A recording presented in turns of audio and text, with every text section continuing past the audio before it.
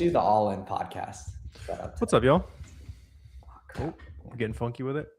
Oh, okay. Now we can't. Happy Monday, y'all. Here. Yeah.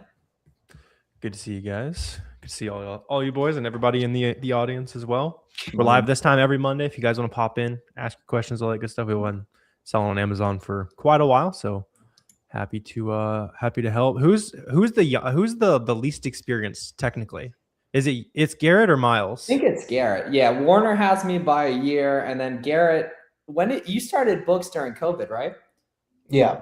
Okay, so okay. I technically on the because I was doing it like more professionally earlier than you, but true. Very true. Yeah, no, I wasn't trying to start some drama either. I was just I was realizing by least experienced I mean like 6-7 years of experience. So yeah, for sure. Absolutely.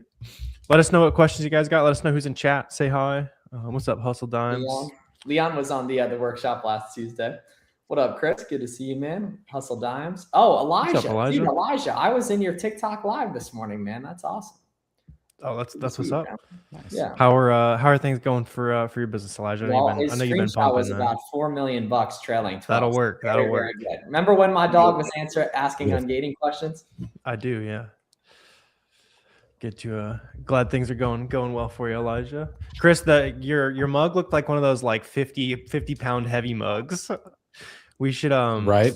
We should all get rolling with one of those. One of these streams. One of those that has like a hidden wallet, a hidden knife in it. Or the ones where you pick it up to like build forearm strength or whatever.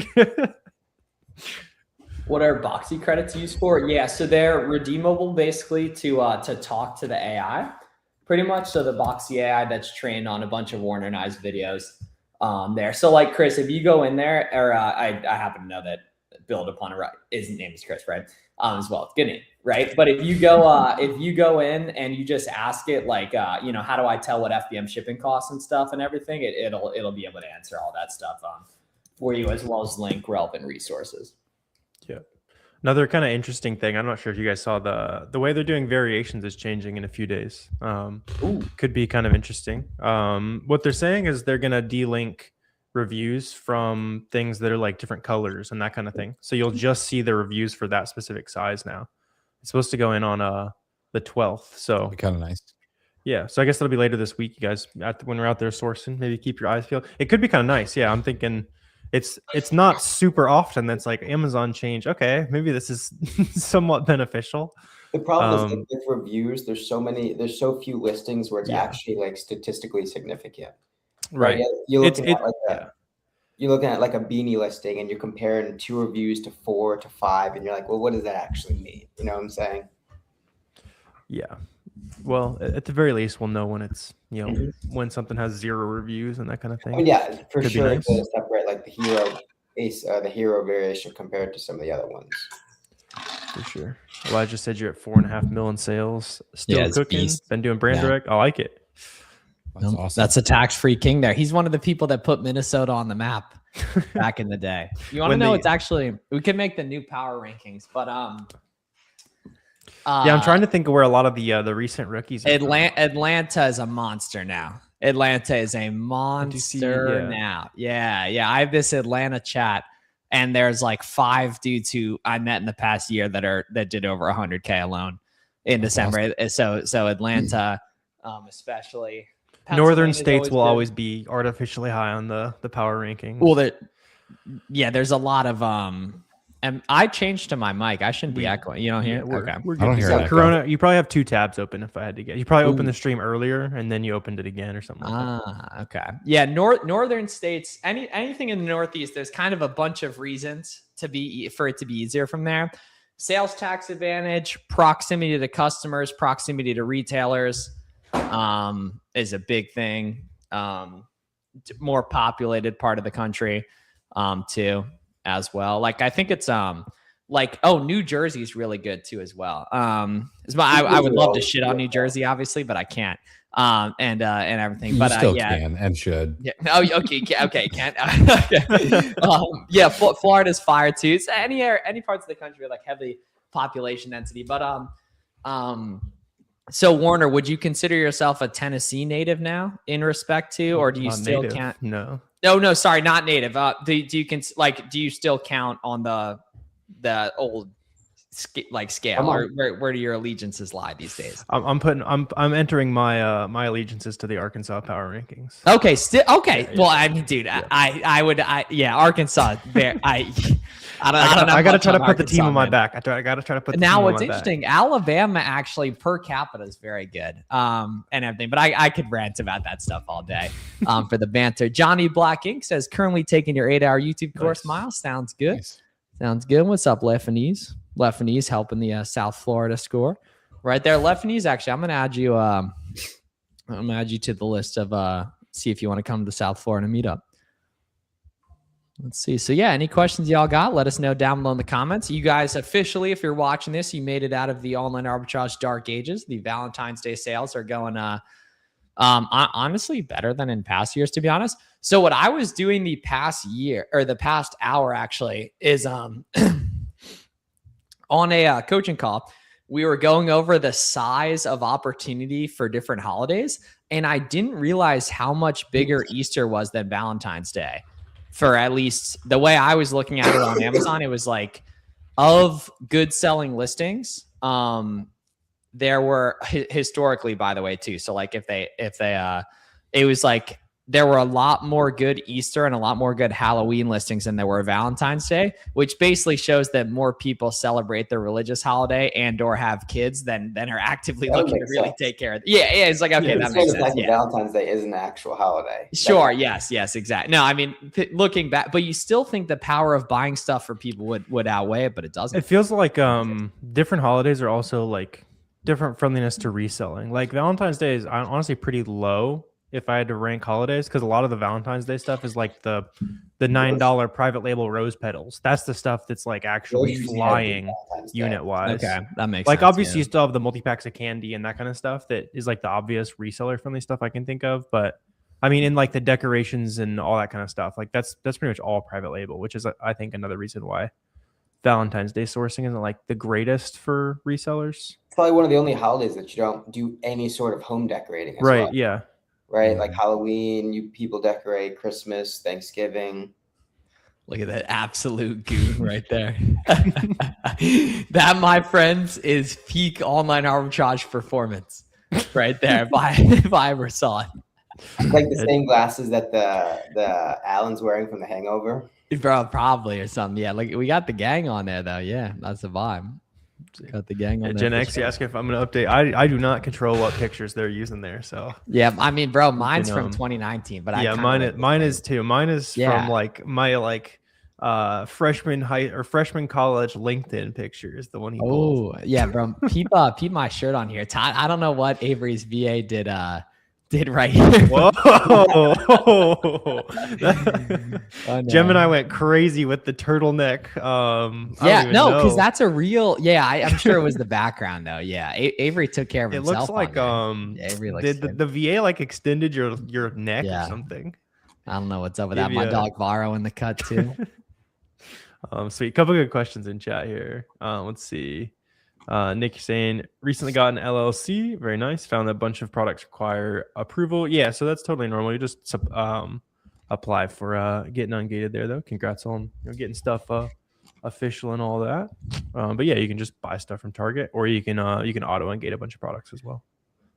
Yeah. The 99.9% of products are requiring approval. So the key with that too, Nick, is that something that requires approval, a lot of it you can sell immediately. You just need to actually hit apply to sell and request approval, and then see if it asks for documents or not. If we want to talk about auto ungating for a second, I mean, I did get auto ungated in, or was already ungated in like 32,000 ASINs the other day. So like there's some stuff out there to sell. Chris is trying to break push Boxem to the limit. Seeing how far I could push it. Fire away. That's awesome though. Yeah, obviously a lot of you guys will not have 32,000 things auto ungated right away, but there's no reason you can't have 50 or 100 on the first day. Yeah. Yeah. Plus, you don't even like at that point, like having that much opportunity is like overwhelming if you're a new seller. Like just Also run it that, once, get a quick list of stuff to go source, and just rip from there. Yeah, one thing that'll be a really good resource specifically on the auto and gate sourcing front is going to be the workshop Warner and I did last week for Boxem customers. So I'll put a link in a chat if anyone wants to take that. It's literally posted publicly on the Boxem page. It's about 70 minutes long. It's a really, really good workshop we did talking all things auto and gate sourcing, specifically using the bulk ungate checker and other parts of Boxem. So I definitely highly recommend taking a look at that and seeing what's good with it. For sure. Let's see. What's up, Own? You said worried about having low profit margins. Sometimes you only make 50 cents to $1.50. Very rarely is this normal when you start. Yeah, I mean, like you don't want to do that long term. Like if you're saying you're just getting started, like making some profit is better than none.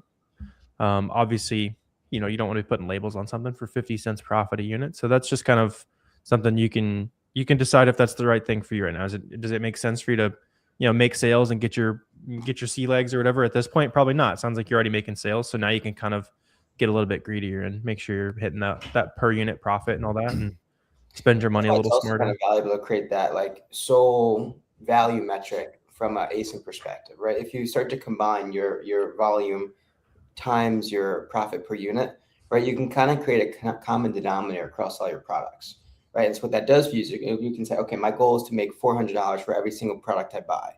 Obviously, it kind of goes without being said, there's multiple ways to get there, multiple ways to kind of skin the cat, right? You can sell 800 units a month of a product for 50 cents, but just as you can sell 200 products a month at $2, right? And so that kind of allows you to compare different sorts of products that look differently, but inherently are all kind of contributing the same amount of value to your business. And for newer sellers, that kind of helps with the comparison.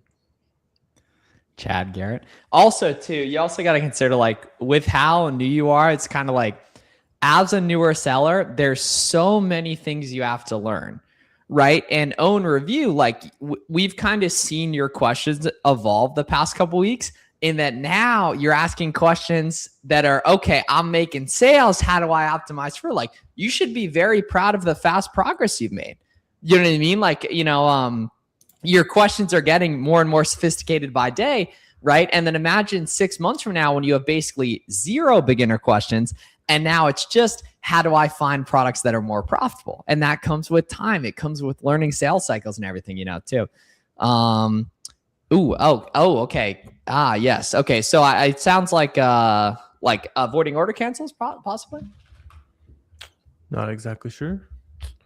Leon, just reiterate a little bit what you mean. Just know what you're after there. See, Elijah was saying that Minnesotans must succeed because of the -20 for 6 months. Yeah, I think that would make sense. Having done a couple of years in Wisconsin, I can tell you there's nothing left for Pete and I to do up there besides get rich during the winter. Yeah. I went to Walmart today and get familiar with that, but I was restricted on everything. I was in the clearance app. Shelf to seller, were you hitting apply to sell and request approval on SellerAmp? Because that's normal, you know, day one, but you know, you got to make sure you're hitting apply to sell and request approval. If you're not, you're like really leaving money on the table, basically. Yes, sir. Chad, bro's doing chat arbitrage. Yeah, of course, own review. Of course, we got you guys. Yep. Yeah, Leon, let us know what you mean there, dude. Let's see. Yeah. So if you're saying you're hitting Walmart, yeah, that's like the easy way to start for sure. I know a lot of you guys who are hanging out, just trying to make those first sales. Like, go next grocery trip, just like hit the clearance aisle. You'll learn a lot. Like, scan stuff. Even if you don't buy anything, like just get a feel for like what brands are selling. You know, what brands have third-party sellers, what brands are Amazon selling, that kind of thing. Plus, it's like the fun way to learn. I'll try that and let you know how it goes. Yeah, don't try it. Do it. No trying. Number one rule of viewers of the stream. You are not allowed to try things. You can only do things. If you say try, we have no proof that you'll actually do it. Should I ask my question again? Miss Tanya, didn't see what you put in there. Yeah, I put. Oh, okay, here we go.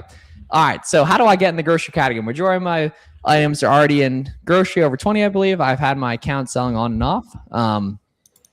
Cool. Yeah, it sounds like you're good to go there. You know, then you can do it right away. Especially if you've been selling since 2017, you probably have some other things. You would be really it would be really beneficial to run your store through like that auto ungate check and see what older brands you can sell that some newer sellers can't. You know, just start skimming for like really big, really popular brands that maybe you don't see very many other new sellers on, in terms of like you're looking at the seller counts and that kind of stuff, and they all have, you know, 100, 200, 1,000 feedback, that kind of thing. Those are probably kind of your bigger opportunities. Like, sounds like that might be kind of everyone has like one minor thing that gives them an advantage. Sounds like that could be at least one of those things for you. You said you got some. Yeah. So check that list you exported and see if there's any like really big brands on there where, like I was saying, there's not very many other small sellers. And if you are still gated in some brands in the grocery category, like there's a lot of easy places to get ungated with, you know, but there's, you can use tons of retailers, Target, all kinds of stuff. So for sure. Automation going wild there. Yeah, I'd say it's so interesting that it works on there too, man. You know. Yeah, it's because she put start in the in the comment. Yeah, no, I mean it makes sense. Yeah. Yep. Let's see. Best suggestion: open the store, get Boxem, and then go to stores and start scanning to get your feet wet. Yeah, I mean that's a decent way to go about it. You can like, or even just go to the store and like figure out what brands people are kind of carrying, and then take a couple of those examples, and then from those examples where it's maybe you'll find I don't know, it's a 10 at like a TJ Maxx, or you'll find like random Asian beauty brands, like what toy brands are at Ross. Then you can see other like small sellers that are on those listings too, and then kind of just start checking those products on that auto ungate check. And then you can kind of have a list of other retail arbitrage sellers specifically and see what's auto ungated from those retail stores for you, if that's how you want to get started. And please, storefront stock in retail stores. Yeah, for sure. Like, I was at Home Goods the other day. I was scanning some stuff and teaching someone how to do some RA. Found someone who I know on Twitter. You know, I was like, all right, let's take a look. So found some good stuff too. Very nice. So Shelf to Sellers says pulled up some items, but they didn't come up on SellerAmp, but they pulled up on the Amazon app. A couple of things. Number one, you can't always just scan the barcode. SellerAmp has image search built in. Use that. And two, you should often be searching by title. There's a ton of products that are just only going to show up by title rather than scanning the barcode. So or even, yeah, like the barcode does come up, but it doesn't, the barcode's not profitable, but then there's a 3-pack that is profitable because it's like a lighter product. And if you find a 1-pack that's break even, always look up multi-packs. Is my first time. Yeah, cool. Shelf to Seller. So you already did the hard part. One, you have a very nice name. Very nice. Even logo too. Cool. Got the Gemini logo going there. Yeah, that's fire. Yeah. Frontier Co-op is grocery. That's facts. Yeah, that's super facts right there. Yeah, that's a great site to use for those ungates. I've even actually found some stuff profitable there too as well. Yeah, kind of what we were talking about with the like the multi-packs and stuff. Like that's pretty much true in general when you're sourcing. Like Miles is saying, you find the single, it's break even. Look at the other stuff, right? When you're looking at, you know, I don't know, clothes, and you see the black version. The black version is a negative 5% ROI, or it's like a little bit profitable. Check the similar things. If you're checking that first thing and it's like not even close, you know, you need to buy it like a fourth of the price. Like a lot of times, maybe that whole like type of product isn't going to be profitable. When you find something that's close, it usually means one of the other versions of it will be profitable. Image scan from Amazon consumer app. Best game. Dude, I didn't realize Denise is 15. Dude, he's a beast, man. He's a beast. He's been in a lot of dude for like over a year. Yeah. Awesome. Him and Luis, I believe, is in high school too. Luis he types in here with he is like some type of like white and light blue profile picture. He skipped the high school like Apex Legends phase or whatever and just went straight to making money. To getting right. Is that a phase you had, Warner? No, mine was Destiny when I was that age. Oh, okay. I played a lot of that game. I was like ranked at one point. I was way too into it. That's fire. That's super fire. Let's see. What do you do when Amazon asks for a bunch of invoices, a bunch of units to get ungated? So to be honest, I just do 10, and I'll accept the fact that I'm going to have to submit more times. Eventually, it'll go through. Other people will tell you to buy all of it. It's kind of up to you. I'm about to give that a try. I have yet to do 100. I'm not buying 30x of like a normal invoice. I'll just sit there and submit I can have that 100, $200 locked up for a month or two, whatever it's going to take, and just submit that. If it's going to be, because I mean, even with like when we talk to people who do brand direct and like that kind of stuff, like even them, they're having to submit invoices like 5 or 10 times. So it's proof that they're just like not even paying attention whatsoever. So to me, it's just like do your best to buy legit things and go from there. I know some very big sellers who would prefer to fight things like IP complaints with Walmart receipts over their brand direct invoices. Right. Yeah. Yeah. It's crazy. So Amazon Flips is curious. I'm getting hit with IP claims on listings I haven't been on in years. You gotta delete those. Yeah. Close them, delete them, get them out of there. It's not going to affect your seller account history metrics. That stuff's always on the back end. Yeah. That's just a good check in general. Like, any brands you're not carrying a ton of, good to delete those listings. Shelf to Seller says, Miles and Garrett, how do I find y'all on socials? I want to follow. All Out Amazon and Flips for Miles. Yeah, All Out Amazon and Flips for Miles. Garrett, you gonna start posting again, man? Probably not. Hey, that's the thing. Like, dude, I completely get that. One, we got the podcast going, but also two, like you get what you need out of it. You know what I mean? You get the network, you get the friend group, you get the business connections, and you earn the right to slow down, you know? It's also like if I one tweak could get me unlimited amounts of distribution customers if I needed that. You know what I'm saying? Sure. Yeah, it's the minimum viable, you know, and I think that's so necessary for a couple of years. You know, and the nice thing is no one does it too, which is really convenient for the people that do. See, Angie said you need to get an LLC first if you want to do wholesale later. You don't need to do it if you're going to do it later, but if you're doing wholesale now, then yeah. And it's just kind of if the general advice is if you own anything, get it. We were like a bunch of us were broke and college kids and that kind of stuff, so we didn't care. But you know, if you got kids or something, probably a good idea. Yeah. This is a little aside, guys, but yesterday I talked about on our Sunday show. I talked about the social aspect of selling on Amazon and how it's got a network effect. It's really freaking nerdy. But people who post on social and actually like pay attention in their groups and stuff like that, they learn at like 2.5 times speed. So Chris, verified. My average student who's active on social media makes 7 times the money. My average student who isn't. Yeah, and that's literally verified data. Like literally verified data. They make 7 times the money. It makes total sense. Like 7 times is crazy. I figured. Well, but there's outliers where, where like, you know, the vast majority of the people who don't are newer folks. And then you average 100 new sellers that start in the past year against Steven. You know, well, I feel like what it really is I feel like most people with, you know, a brain can get to 20 or 30K by themselves, but like getting past that is where you need like some friends, you know, 20, 30K a month. Like I know that's where I got stuck at when I was just like figuring it out on my own. I know a lot of other people, and then we start making posts and it's like, oh wait, I mean, let's share ideas, and then suddenly you're at 100K a month. I mean, it also has to do something with like the sort of person that's going to get uncomfortable in posts, or is going to be the sort of person that succeeds, right? And that's obviously adjacent to the fact that when you post, you get immediate feedback, you get your questions answered, you get to connect with smarter people, and everything else is kind of like a domino effect. Invoice just a receipt. Yes. Yeah. But it has to be online, not in store. Yeah, it's gotta have your address basically. Yep. Exactly. Yep.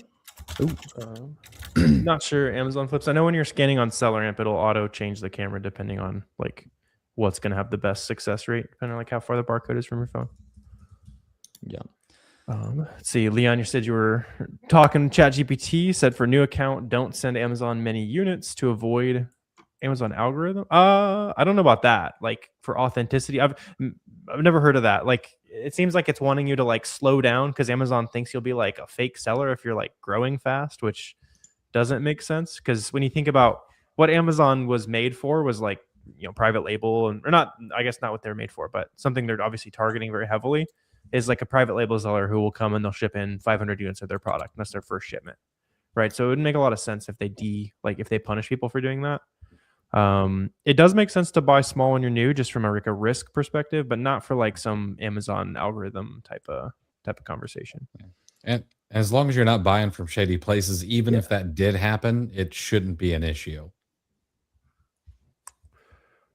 Let's see, good reprice use. Honestly, there's a ton. Yeah. So I do recommend doing a bunch of free trials, figure out what works for you best on that. And also just want to say, y'all, thank you for another great Money Monday. Figure we'll wrap up the show here. Make sure you to follow Fields of Profit, Clear the Shelf, All Out Amazon on social medias. Check out Chris's podcast. Check out Garrett and I's too, the Buy Box Bandits. We got lots of good free content out there to help y'all. Go there. Holy crap. That's grocery out fantastic. sold 151 in 5 days. And that man's in high school. Let's go. That man's barely in high school too, I think. 1K profit 5 days as a high schooler. I can't even imagine like Crazy, bro. making a grand in a week as a high schooler. Garrett would have been going to the club with that type of money. Really, the ego of a 14-year-old boy making a grand a week is probably impressive. So stay in check, man. stay in check. Make sure to read some Stoic philosophy when you're not outsourcing, buddy. Yes, sir. Cool. But keep it up. All right. Y'all have a great one, guys. Thanks a lot. Take it easy. Awesome. Appreciate you guys. See y'all later.